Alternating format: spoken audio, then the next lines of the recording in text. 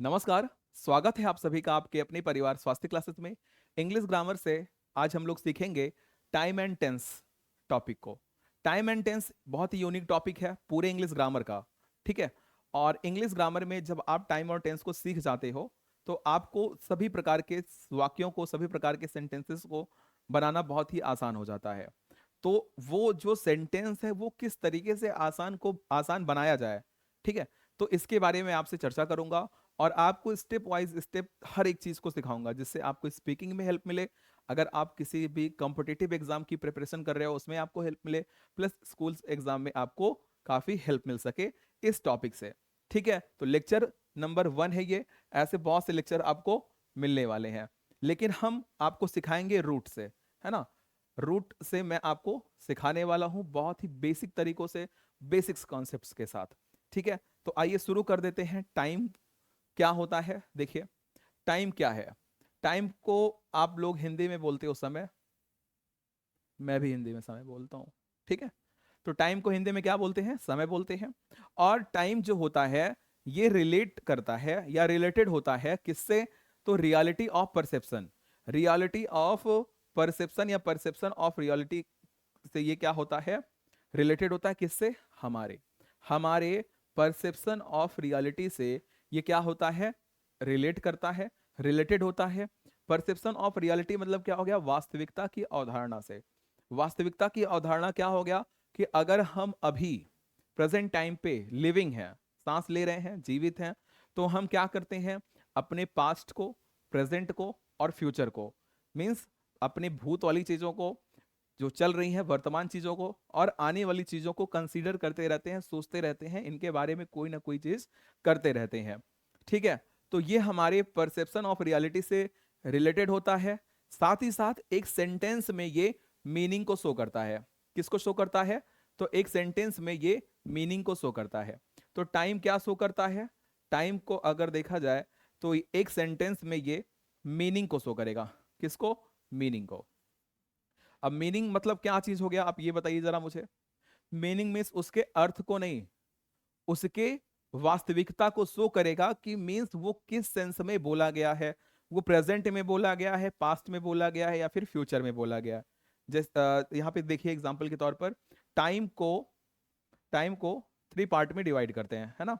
कौन कौन सा, तो पास्ट वाला टाइम हो गया सबसे पहले, पुराना मतलब जो बीत चुका है। प्रेजेंट टाइम जो कि चल रहा है, और आने वाला टाइम जिसे कि फ्यूचर टाइम बोला जाता है। बात क्लियर हुई। टाइम क्या शो करता है, मीनिंग, और किससे रिलेटेड होता है ये, तो परसेप्शन ऑफ रियलिटी से रिलेटेड होता है। और टाइम 3 तरीके का, 3 प्रकार का होता है। 3 तरीकों से टाइम को हम जानते हैं, पास्ट, प्रेजेंट एंड फ्यूचर।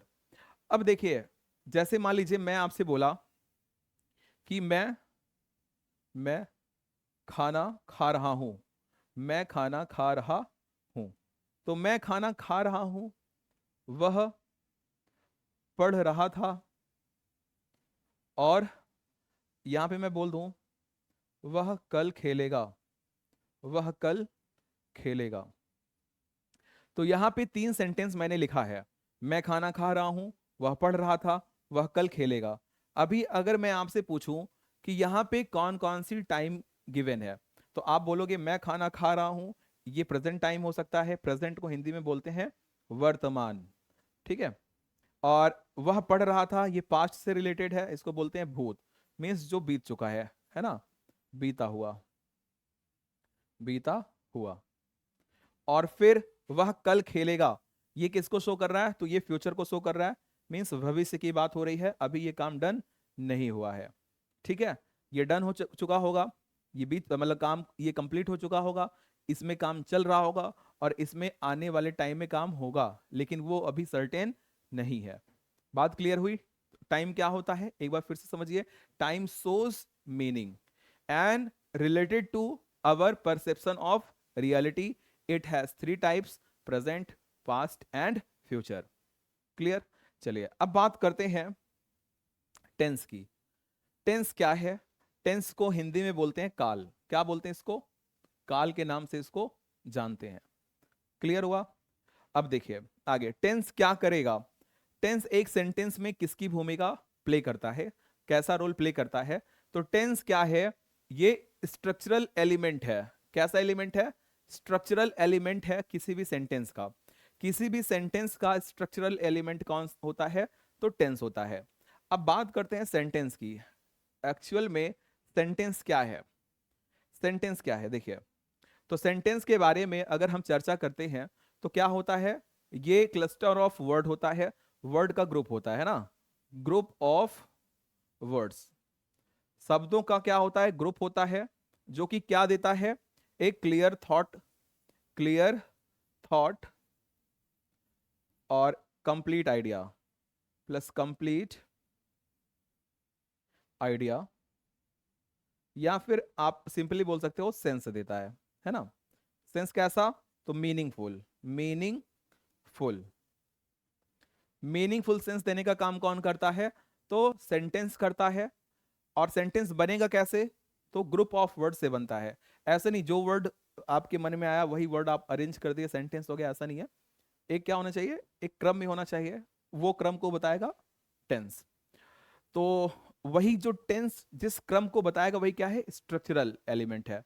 ठीक है, तो हम क्या कह देते हैं कि tense shows structure. Tense is use to show, जो टेंस होता है इसका यूज होता है दर्शाने के लिए क्या? एन एक्शन इज परफॉर्म्ड, जो कि एक्शन है वो किया गया है इन द प्रेजेंट, वर्तमान में, पास्ट भूतकाल में, या फिर फ्यूचर भविष्य में। तो टेंस का रोल क्या है? तो tense is use to show, क्या शो करने के लिए? एन एक्शन, कोई भी काम परफॉर्म किया गया है प्रेजेंट में, पास्ट में, या फिर फ्यूचर में।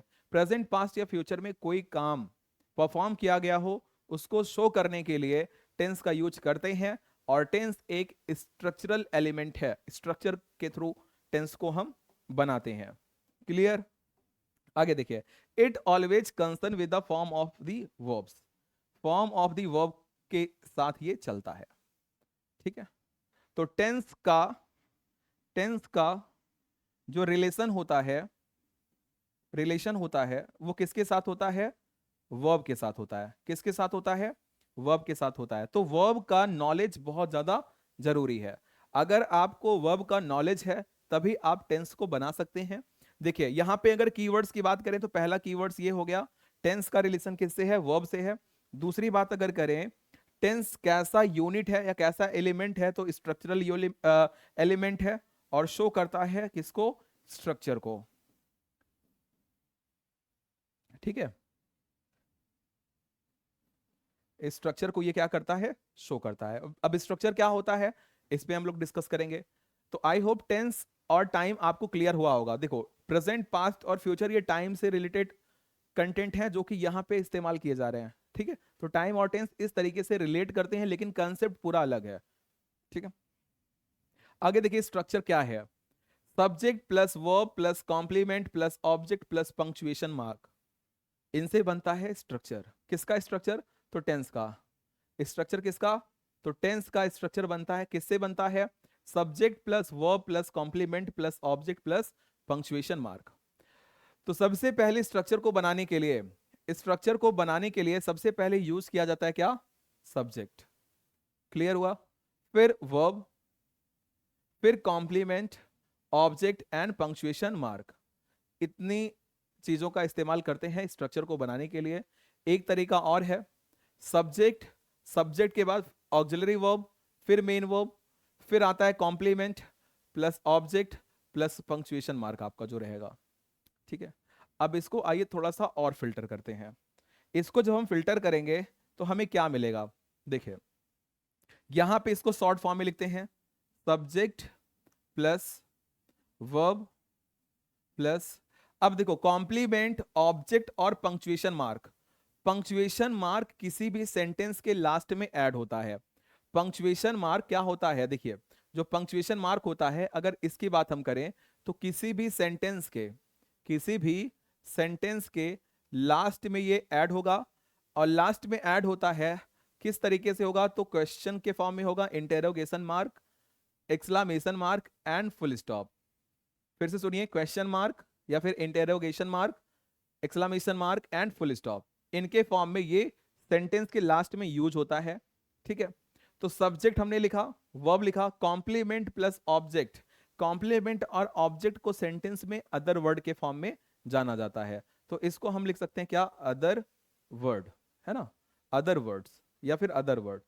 प्लस आपको अगर पॉजिटिव है तो फुल स्टॉप लगाएंगे, इंटेरोगेशन है तो क्वेश्चन मार्क लगाएंगे, और एक्सक्लेमेशन वाला है तो आप इस तरीके से लगाएंगे। तो अभी हम लोग पॉजिटिव सेंस की बात करेंगे तो यहाँ पे फुल स्टॉप का ही यूज हम करेंगे। तो subject plus verb plus other word, इनका इस्तेमाल करेंगे। ये है एक स्ट्रक्चर, इनसे बनता है टेंस। ये है स्ट्रक्चर और इनसे बनता है टेंस। अब देखिए यहाँ पे मैंने दो स्ट्रक्चर लिखा हुआ है, आप भी देख पा रहे हो, पहला और दूसरा। पहले में वर्ब है और दूसरे में लिखा है ऑक्सिलरी वर्ब। तो देखिए subject plus auxiliary verb, A means auxiliary, V means verb, auxiliary verb plus verb plus other word, plus other word हो गया। ठीक है, तो एक स्ट्रक्चर ये हो गया। अब दोनों में बहुत अंतर है, दोनों में बहुत अंतर है, वर्ब और ऑक्सिलरी वर्ब में। तो इसको हम लोग अभी आगे सीखेंगे। तो देखिए स्ट्रक्चर आपको क्लियर होना चाहिए। सबसे पहले अगर आपको टेंस समझना है तो उसका स्ट्रक्चर आपको समझना पड़ेगा। स्ट्रक्चर में सबसे पहले क्या आता है, तो सबसे पहले आता है सब्जेक्ट, फिर क्या आएगा, वर्ब आएगा या ऑक्सिलरी वर्ब भी आ सकता है। इसके बाद अदर वर्ड। अदर वर्ड में क्या क्या चीजें इंक्लूड होती हैं, तो कॉम्प्लीमेंट, ऑब्जेक्ट और पंक्चुएशन मार्क। कॉम्प्लीमेंट, ऑब्जेक्ट और पंक्चुएशन मार्क यूज होता है किसमें, अदर वर्ड में। ठीक है, तो यहां पे फिर भी मैं फुल स्टॉप लिख दे रहा हूं ताकि आपको चीजें क्लियर होती रहें।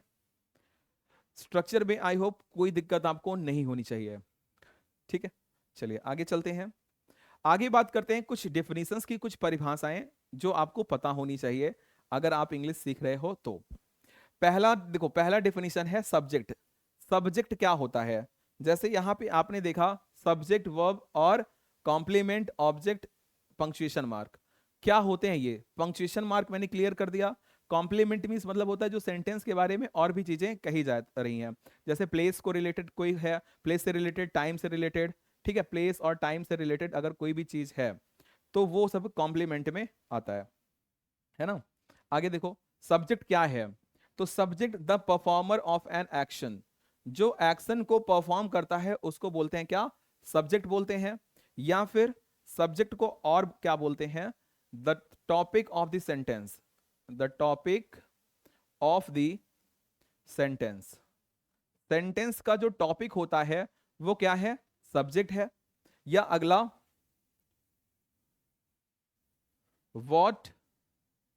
what the said, ये सॉरी आप ऐसे बोल सकते हो what, देखो पहला क्या हो गया, the performer of an action, the topic of the sentence, what the sentence is about। ठीक है, what the sentence is about, what the sentence is about। Sentence जिसके बारे में होता है वो क्या है, वो क्या है, सब्जेक्ट है। what the sentence is about, the topic of the sentence, या what the sentence is about, या फिर the performer of an action।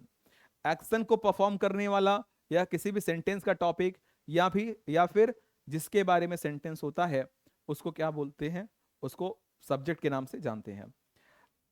अगला डेफिनेशन मैं आपको बताने वाला हूं प्रेडिकेट की। प्रेडिकेट क्या होता है, देखिए predicate, what is said about the subject, about the subject. Subject के बारे में जो कुछ भी कहा जाता है वो क्या होता है, प्रेडिकेट होता है। बात को समझिए, सब्जेक्ट के बारे में, जैसे मैंने आपसे बोल दिया Ram is a very good boy, तो राम क्या हो गया, Ram topic of the sentence हो गया, वो सब्जेक्ट हो गया। परफॉर्म, उसके बारे में हमने कोई ना कोई एक्शन किया, कुछ ना कुछ बताया, तो वो सब्जेक्ट हो गया। ठीक है, what the sentence is about, what the sentence is about, sentence जिसके बारे में हो, तो सेंटेंस राम के बारे में है तो वो राम सब्जेक्ट हो गया। आगे की कहानी समझिए, what is said about the subject. अब राम के बारे में जो कुछ भी कहा गया, मैंने आपसे बोला ना Ram is a very good boy, तो राम के बारे में जो कुछ भी कहा गया वो क्या है, प्रेडिकेट है। ऑब्जेक्ट क्या है, it receives, it receives the action of verb or influenced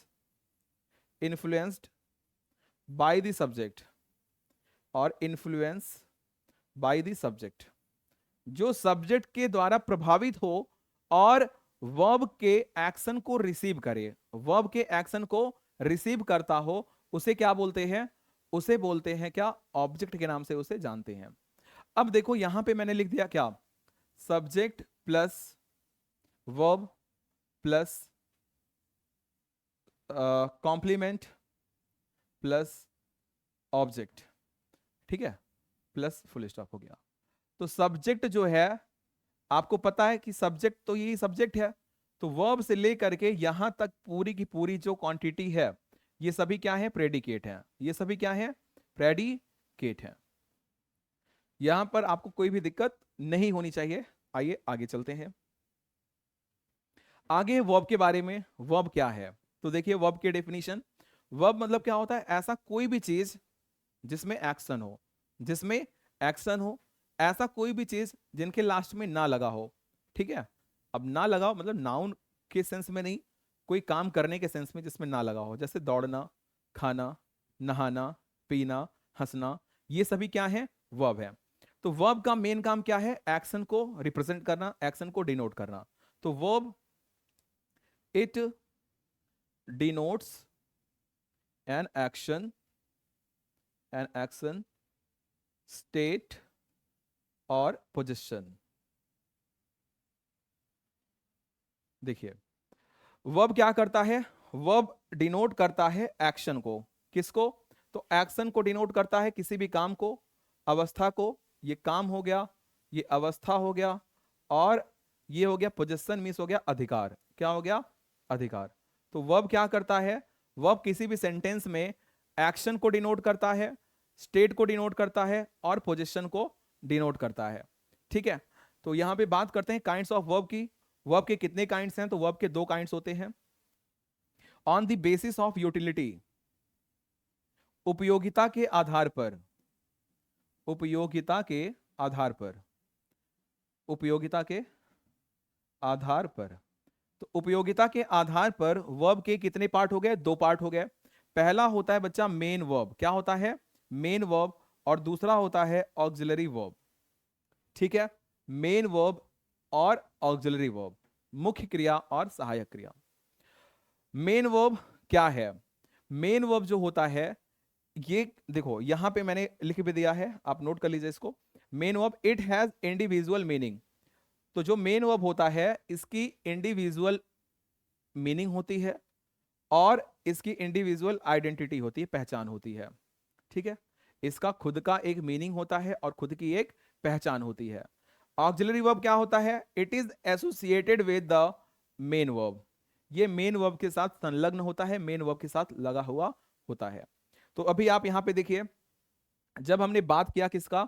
structure का, तो हमने लिखा था subject plus verb plus complement. ये छोड़ो, सब्जेक्ट प्लस वर्ब को देखिए, और यहाँ पे subject plus auxiliary verb plus main verb को देखिए। तो ये जो वर्ब होता है, ये हमेशा मेन वर्ब होता है।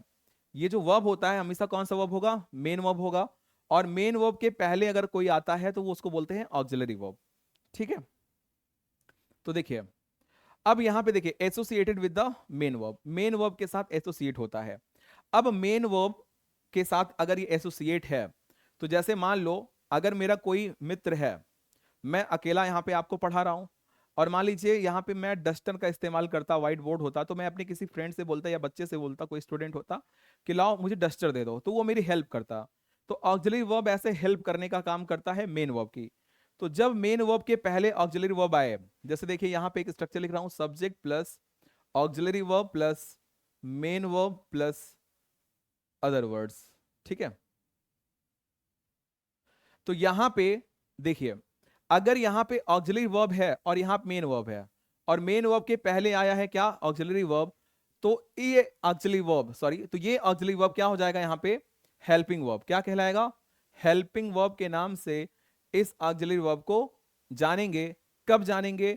जब ये ऑक्सिलरी वर्ब हेल्पिंग वर्ब की, सॉरी, जब ये ऑक्सिलरी वर्ब मेन वर्ब की हेल्प कर रहा हो या उसके पहले आया हो। मेन वर्ब के पहले अगर ऑक्सिलरी वर्ब आता है तो वो हेल्पिंग वर्ब के नाम से जाना जाएगा। ये चीज आपको याद रखनी है। तो मेन वर्ब जो यहाँ पे है, तो मेन वर्ब का जो मीनिंग है वो कैसा है, इंडिविजुअल मीनिंग, ठीक है, इंडिविजुअल मीनिंग है और इंडिविजुअल आइडेंटिटी है।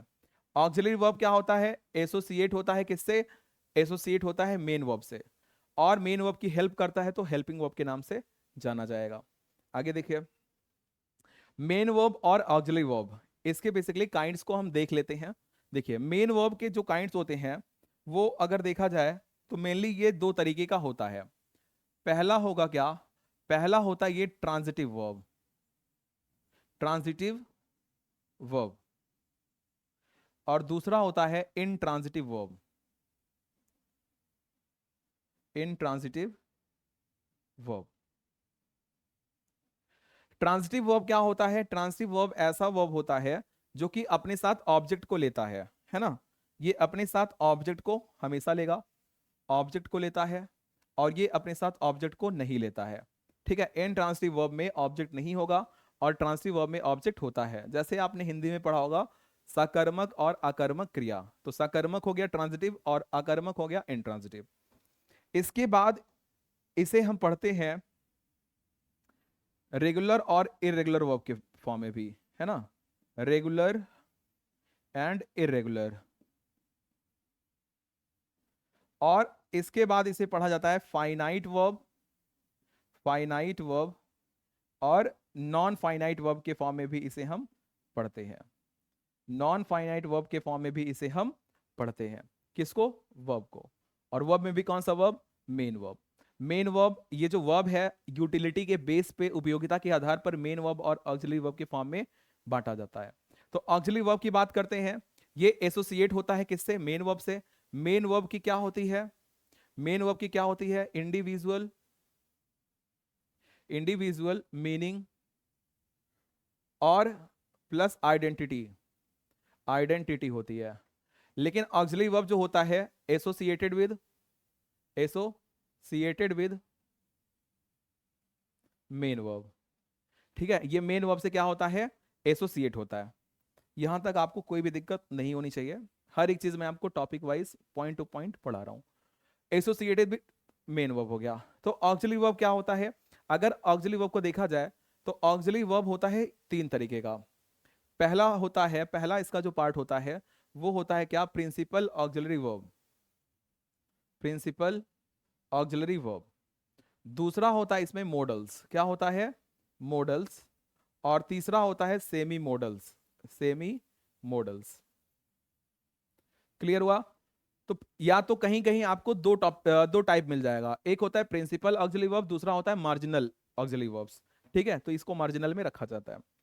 अब देखिए ऑक्सिलरी वर्ब की टोटल संख्या होती है 24। कितनी होती है, 24 इसका टोटल संख्या होता है, नंबर होता है। अब प्रिंसिपल ऑक्सिलरी वर्ब क्या क्या होते हैं, देखिए सबसे पहले बात करते हैं प्रिंसिपल ऑक्सिलरी वर्ब की। प्रिंसिपल ऑक्सिलरी वर्ब कौन कौन सा होता है ये आप साथ साथ नोट करते रहिए मेरे। देखिए इसमें आएगा क्या, is, am, are, was, were, do, does, did, has, have and had. कितना हो गया, 1 2 3 4 5 6 7 8 9 10 11। तो ये है प्रिंसिपल ऑक्सिलरी वर्ब। अब देखिए दूसरा बात करते हैं मॉडल्स की। मॉडल्स, मॉडल्स कितने होते हैं, तो मॉडल्स होते हैं 10। कितने होते हैं, 10। कौन कौन सा, देखिए will, would, shall, should, can, could, may, might, must, ought to। कितना हो गया, 1 2 3 4 5 6 7 8 9 10। Will, would, shall, should, can, could, may, might, must, ought to। आगे बात करते हैं सेमी मॉडल्स की। यहां बात करते हैं semi models, semi models. Semi model कौन कौन से होते हैं? तो नीड, डेयर, ठीक है, need, dare and use to. Need, dare and use to. Need, dare and use to, ये क्या है? ये क्या है? तो ये है सेमी मॉडल्स। सेमी मॉडल्स के नाम से इनको जाना जाता है। आइए आगे बात करते हैं। 5 form of the verb. Verb के 5 फॉर्म। वर्ब के कितने फॉर्म आपको जानना है? तो 5 फॉर्म आपको जानना है। कौन कौन सा 5 फॉर्म है? तो आइए डिस्कस करते हैं यहां पे। सबसे पहला देखिए लिखा गया क्या? V1। V1, V1 मीन्स क्या हो गया? First form of the verb. First, ठीक है, तो कोई first form of the verb, ठीक है। V2 क्या है? तो second form of the verb. V3 क्या है? Third form of the verb. V4 क्या है? Fourth form of the verb. V5 क्या है? Fifth form of the verb है, ठीक है, क्लियर। चलिए आगे देखिए। फर्स्ट फॉर्म, इसको बोलते हैं बेस फॉर्म। क्या बोलते हैं? Base form.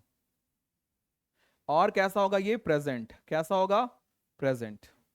नेचर कैसा होता है इसका? तो ये होता है प्लूरल। कैसा नेचर है इसका? तो प्लूरल नेचर होता है, ठीक है। नेचर कैसा होगा? प्लूरल। नेचर इसका होता है प्लूरल, ठीक है। सेंस कैसा देगा? तो प्रेजेंट का।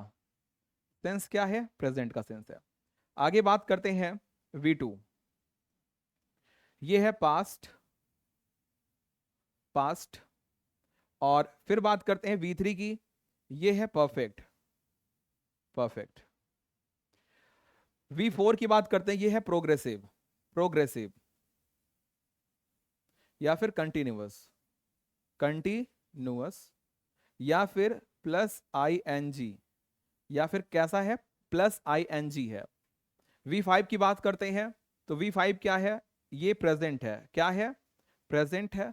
और सिंगुलर नेचर है। सिंगुलर क्या है इसका? नेचर। सिंगुलर नेचर है इसका। प्लस इसको बोलते हैं S और ES फॉर्म। क्या बोलते हैं? S और ES फॉर्म। इसको ING फॉर्म बोलेंगे। इसको बोलते हैं क्या? नेचुरल, सॉरी, इसको बोलते हैं क्या? प्लूरल। इसको क्या बोलते हैं? प्लूरल। तो V1 होता है प्लूरल और V5 होता है सिंगुलर, ठीक है। V4 होता है क्या? कंटिन्यूअस या फिर प्रोग्रेसिव या फिर ING फॉर्म। V3 क्या होता है? परफेक्ट फॉर्म होता है। V2 क्या होता है? ये होता है पास्ट फॉर्म। आगे बात करते हैं special form of auxiliary verbs. Auxiliary verb के स्पेशल फॉर्म को भी आइए देखते हैं। सबसे पहले लिखा गया है क्या? Verb to be. Verb to be, verb to be. Verb to be में क्या होता है? तो बी में is, am, are, was, were, ये सभी चीजें छुपी हुई होती है। तो आइए देखते हैं। बी मीन्स होना। V1 में क्या होगा? सबसे पहले V5 से शुरू करते हैं। V5 में होगा इज। क्या होगा V5 में? इज। कलर मैं चेंज करता हूं ताकि आपको विजिबल हो। Is, clear. फर्स्ट फॉर्म में होगा एम या फिर आर। V2 में होगा वॉज और वर। V3 में होगा बीन और V4 में होता है बीइंग, ठीक है। अभी मैंने आपको बताया V5 कैसा होता है नेचर में? सिंगुलर। कैसा होगा? सिंगुलर। और V1 कैसा होता है? प्लूरल। V1 कैसा होता है? प्लूरल होता है। क्लियर हो गया। तो B में V5 क्या होता है? इज। V1 होता है एम और आर। V2 होता है वाज एंड वर। V3 होता है बीन। V4 होता है बीइंग। V5 होता है इज। चलिए आगे देखिए। हैव। हैव मीन्स क्या हो गया? रखने से रिलेटेड है। तो सिंगुलर हो गया हैज। और V1 हो गया क्या? V1 क्या हो गया? हैव। क्या हो गया? हैव। V2 हो गया हैड। V3 हो गया हैड। V4 हो गया हैविंग। क्या हो गया? हैविंग, ठीक है। तो हैज कैसा है? हैज सिंगुलर होता है। हैव कैसा होता है? प्लूरल होता है, ठीक है। चलिए आगे देखिए। वर्ब टू डू, करने से रिलेटेड है। तो डू का सिंगुलर हो जाएगा डज और V1 हो जाएगा डू। सेकेंड फॉर्म हो जाएगा डिड। थर्ड फॉर्म हो जाएगा डन, और फोर्थ फॉर्म हो जाएगा डूइंग। क्लियर? आगे देखिए, वर्ब टू नीड। नीड, तो नीड से रिलेटेड है, यहां पे हो जाएगा क्या सबसे पहले, नीड्स। नीड्स, इधर हो गया नीड, V1 क्या हो गया, नीड। V2 हो गया नीडेड, नीडेड। V3 क्या हो जाएगा, नीडेड। V4 क्या हो जाएगा, नीडिंग। ये सभी क्या है, ऑक्सिलरी वर्ब है। ठीक है, चलो आगे देखते हैं। Verb two will. विल मतलब यहां पे क्या हो गया, इच्छा से संबंधित। नीड मीन्स क्या हो गया, जरूरत, और डेयर मीन्स क्या हो गया, हिम्मत या साहस। विल का विल्स, विल का क्या हो गया, विल्स। इधर हो जाएगा विल। ठीक है, ऑक्सिलरी वर्ब के केस की बात हो रही है यहां पे। इधर हो जाएगा विल्ड, इधर हो जाएगा विल्ड, और इधर हो जाएगा विलिंग। नेक्स्ट बात करते हैं डेयर की। डेयर बोले तो साहस, डेयर बोले तो साहस, तो इसका हो जाएगा डेयर, इसका हो जाएगा डेयर्ड, इसका हो जाएगा डेयर्ड, इसका हो जाएगा डेयरिंग, और V5 हो जाएगा क्या, डेयर्स। क्लियर हो गया? इसका एक स्क्रीनशॉट लो और इसको आपको तैयार कर लेना है। V1 क्या होता है, V2 क्या होता है, V3 क्या होता है, V4 क्या होता है, V5 क्या होता है। इसका यूज जब आप टेंस को बनाएंगे, टेंस का स्ट्रक्चर आप मेंटेन करेंगे, तब वहां पे आप इसका यूज कर पाएंगे। आगे बात करते हैं पर्सन की। तो पर्सन, देखिए इंग्लिश में ग्रामर में हम 3 पर्सन को पढ़ते हैं, फर्स्ट पर्सन, सेकंड पर्सन, और थर्ड पर्सन। फर्स्ट पर्सन का काम क्या है, तो फर्स्ट पर्सन जो होता है, ये होता है स्पीकर, वक्ता। ठीक है, और सेकंड पर्सन होता है लिसनर, श्रोता, और थर्ड पर्सन क्या होता है, जिसके बारे में हम बात करते हैं, जिसके बारे में बात होती है, जिसके बारे में हम बात करते हैं। ठीक है, तो फर्स्ट पर्सन क्या हो गया, सेकंड पर्सन क्या हो गया, और थर्ड पर्सन क्या हो गया। इसका सेंस आपको क्लियर हो गया। फर्स्ट पर्सन होता है speaker, listener, and the person whom we are talking, है ना, जिसके बारे में हम लोग बात कर रहे हैं। देखिए इसमें और क्लियर कीजिए। तो फर्स्ट पर्सन क्या हो गया, फर्स्ट पर्सन होता है I and we, second person होता है यू, थर्ड पर्सन होता है क्या, he, she, it, they, and any name, और कोई भी नाम, एंड एनी नेम। ये सभी क्या है, ये थर्ड पर्सन, ये सेकंड पर्सन, और ये है फर्स्ट पर्सन। ठीक है, तो पर्सन का भी यूज कहां करोगे, तो पर्सन का भी यूज करेंगे सेंटेंस को बनाने के लिए, सब्जेक्ट के फॉर्म में इनका इस्तेमाल होगा।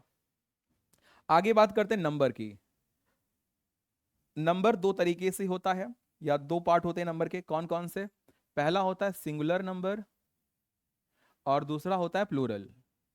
प्लूरल जो गिनती में एक होती है, और गिनती में जो मोर देन वन होती है, एक से ज्यादा, मोर देन वन। ठीक है, अब देखिए सिंगुलर एंड प्लूरल की बात करते हैं। सिंगुलर क्या होगा, सिंगुलर तो पर्सन की बात करें, अगर हम पर्सन की बात करते हैं, तो ही, शी, इट, और कोई भी नेम, ये हमेशा क्या होगा, सिंगुलर होगा। तो लिखे यहां पे, ही, शी, इट, और कोई नाम, कोई नाम, ये क्या होगा, हमेशा सिंगुलर। हमेशा कैसा होगा, सिंगुलर। और प्लूरल की बात करें, प्लूरल तो देखिए आई, वी, यू, दे, ये क्या होगा, प्लूरल। आई, वी, यू, दे क्या होगा, प्लूरल होगा। तो यहां पे राइट कर देता हूं मैं, आई, वी, यू, दे, ये हमेशा क्या होंगे, प्लूरल होंगे। ठीक है, आई एक केस में सिंगुलर होता है, किसमें, आई एक लिख देता हूं मैं, आई जो है ये पास्ट के केस में कैसा होगा, सिंगुलर होगा। ठीक है, जैसे मैं खा रहा था, मैं खा रहा था, क्या हो जाएगा sense, I was eating, I was eating. ठीक है। प्लूरल कब होगा आई? कंडीशनल सेंटेंस में, कंडीशनल सेंटेंसेस में आई प्लूरल होता है। आई कैसा होगा? प्लूरल। जैसे काश में चिड़िया होता, if I were a bird, if I were, ठीक है, if I were a bird, इस तरीके से हम सेंटेंस को बना सकते हैं। ठीक है, तो नंबर से रिलेटेड ये कंटेंट आपको सेव कर लेने हैं, स्क्रीनशॉट ले लो, लिख लो। ठीक है, तो सिंगुलर ही, सी, इट या कोई भी नाम, आई, वी, यू, दे, ये हमेशा कैसे होंगे? प्लूरल होंगे। आगे बात करते हैं सब्जेक्ट वर्ब एग्रीमेंट की। देखिए ये इंपॉर्टेंट है सब्जेक्ट वर्ब एग्रीमेंट, बहुत बेसिक मैं आपको बताऊंगा। अगर सब्जेक्ट सिंगुलर है, कैसा है? सिंगुलर है, और सब्जेक्ट अगर प्लूरल है, सब्जेक्ट अगर प्लूरल है, सब्जेक्ट अगर सिंगुलर है, तो ये हमेशा अपने साथ सिंगुलर वर्ब को रखेगा। कैसे वर्ब को? सिंगुलर वर्ब को रखेगा। और सब्जेक्ट अगर प्लूरल है, तो हमेशा अपने साथ प्लूरल वर्ब को रखेगा। ठीक है, अगर सब्जेक्ट सिंगुलर है तो वर्ब कैसा? सिंगुलर। सब्जेक्ट प्लूरल है तो वर्ब कैसा? प्लूरल। इस बात को आपको ध्यान में रखना है। चलिए आगे देखते हैं। Tense type. टेंस के कितने टाइप है? तो 3 टाइप होते हैं, प्रेजेंट टेंस, पास्ट टेंस और फ्यूचर टेंस। एक बात और आपको यहां पे नोट करना है, मॉडर्न जो ग्रामेरियन है ना, मॉडर्न ग्रामेरियन के अकॉर्डिंग जो टेंस होता है ये 2 ही होता है, एक प्रेजेंट टेंस और दूसरा होता है पास्ट टेंस। ठीक है, फ्यूचर नाम का टेंस एग्जिस्ट नहीं करता है मॉडर्न ग्रामेरियन के अकॉर्डिंग। ठीक है, क्यों नहीं करता है? क्योंकि ये जो एक्शन इन नियर फ्यूचर होते हैं इनको प्रेजेंट में रख दिया जाता है। एक्शन इन नियर फ्यूचर वाले जो सेंटेंसेस होते हैं इनका हम जो सेंटेंस मेकिंग करते हैं ये प्रेजेंट इंडेफिनिट या प्रेजेंट टेंस में ही कर देते हैं। तो आइए देखिए टेंस टाइप। तो सबसे पहले प्रेजेंट, पास्ट और फ्यूचर की बात करते हैं। तो प्रेजेंट टेंस, पास्ट टेंस और फ्यूचर टेंस सब में यही टाइप हमको पढ़ना है। सबसे पहले इंडेफिनिट, इंडेफिनिट टेंस है ना। अब आप अपने साथ ऐड कर सकते हो प्रेजेंट इंडेफिनिट, पास्ट इंडेफिनिट और फ्यूचर। लेकिन पढ़ने के लिए हम फ्यूचर टेंस को भी पढ़ेंगे, है ना। होता 2 है लेकिन पढ़ा जाएगा तीनों टाइम के अकॉर्डिंग। इंडेफिनिट टेंस हो गया पहला। दूसरा हो गया क्या? कंटिन्यूअस, कंटिन्यूअस या फिर प्रोग्रेसिव, प्रोग्रेसिव टेंस। बात क्लियर हुई? पहला क्या हो गया? प्रेजेंट इंडेफिनिट या पास्ट इंडेफिनिट या फिर फ्यूचर इंडेफिनिट। दूसरा क्या हो गया? प्रेजेंट कंटिन्यूअस या फिर पास्ट कंटिन्यूअस या फिर फ्यूचर कंटिन्यूअस। थर्ड जो होता है उसका नाम क्या है? Perfect tense, perfect tense. कैसे? Present perfect tense, past perfect tense, future perfect tense. Fourth number पे बात करते हैं perfect continuous tense. Perfect continuous tense, present perfect continuous tense, past perfect continuous tense, future perfect continuous tense. तो ये tense के type हो गए। Tense के कितने टाइप होते हैं? 4। जैसे प्रेजेंट की बात करें तो प्रेजेंट इंडेफिनिट, पास्ट की बात करते हैं पास्ट इंडेफिनिट, फ्यूचर की बात करें फ्यूचर इंडेफिनिट। दूसरा होता है प्रेजेंट कंटिन्यूअस, पास्ट कंटिन्यूअस और फ्यूचर कंटिन्यूअस। थर्ड हो गया present perfect, past perfect, future perfect. Fourth हो गया present perfect continuous, past perfect continuous और फ्यूचर परफेक्ट कंटिन्यूअस। तो ये हो गया। अब जो सेंटेंस बनता है, सेंटेंस कितने तरीकों से बनता है? तो 6 तरीकों से सेंटेंस बनेगा। ठीक है, तो यहां पे अगर हम सेंटेंस सेंटेंस मेक करेंगे तो वो 6 मेथड उसके लगेंगे, है ना। 6 तरीके कौन कौन सा हो गया? तो देखो पहला होता है पॉजिटिव। पहला क्या हो गया? पॉजिटिव। दूसरा हो गया नेगेटिव, नेगेटिव। तीसरा हो गया क्या? इंटेरोगेटिव, इंटेरोगेटिव में एस और नो, एस और नो। तो एस और नो, ठीक है बेटा, एस और नो, पॉजिटिव और नेगेटिव, इंटेरोगेटिव। तो पहला हो गया, दूसरा हो गया, तीसरा हो गया। ठीक है, एस और नो टाइप का। ठीक है, इंटेरोगेटिव में एस और नो टाइप होता है।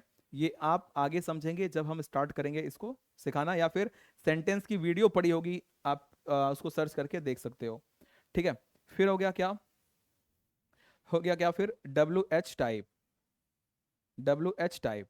ठीक है, तो एस और नो टाइप में देखो ये 3 हो गया, 4 हो गया, 5 हो गया, 6 हो गया। इसमें भी देखो पॉजिटिव और नेगेटिव निकलता है, पॉजिटिव और नेगेटिव।